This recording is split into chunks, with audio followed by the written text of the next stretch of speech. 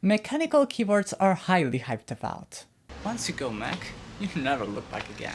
Girls actually reply to me when I type on the mechanical keyboard. My fingers don't get tired anymore. So on, so forth. But are they really worth it? Hello and welcome to User Reviews. Let's begin our quest for an answer by defining what a mechanical keyboard is. You may already know, but if you are here, it's for a reason. Funnish side note.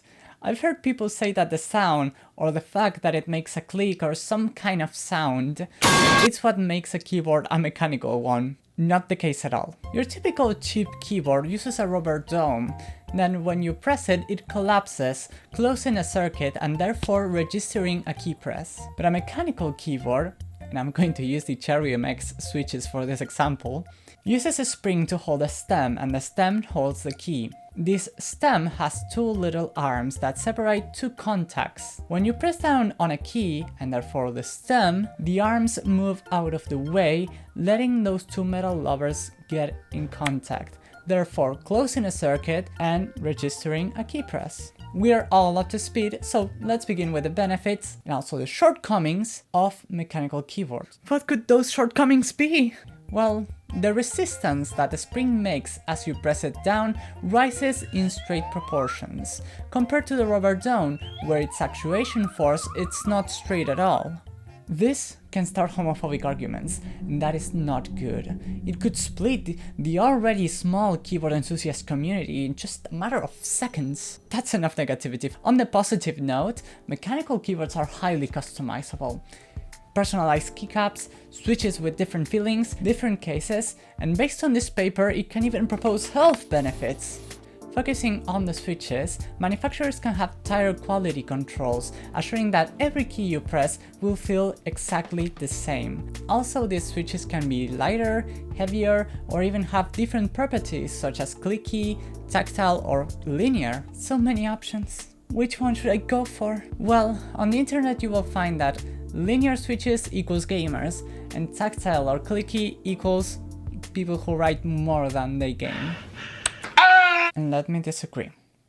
Do you really believe that this insignificant notch in the arms of the slider will produce enough friction for you to consciously notice each keystroke and affect your speed?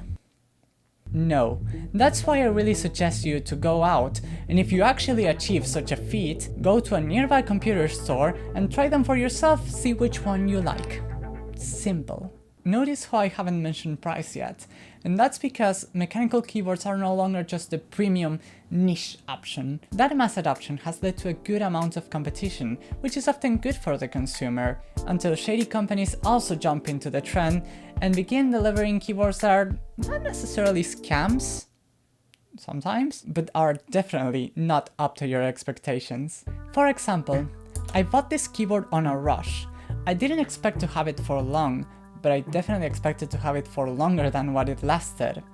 Some weeks in, some LEDs began failing. Not a huge deal, but a huge red flag. And some months in, some keys began failing.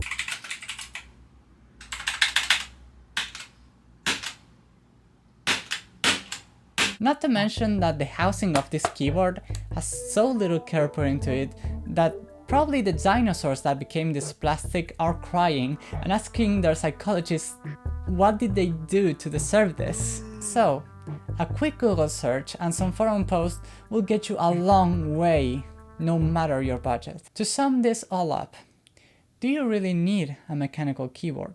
If you have a decent, properly working keyboard, meh, save your money for later.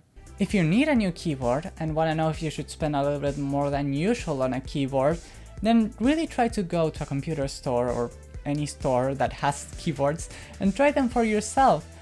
But even if you can, know that you will most likely like your keyboard. It also makes for a good hobby.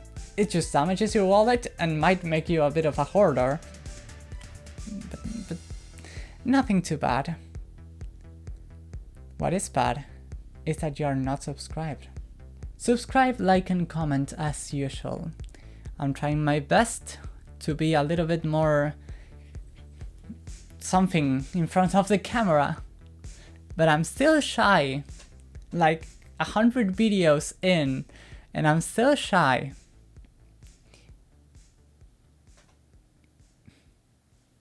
Yeah.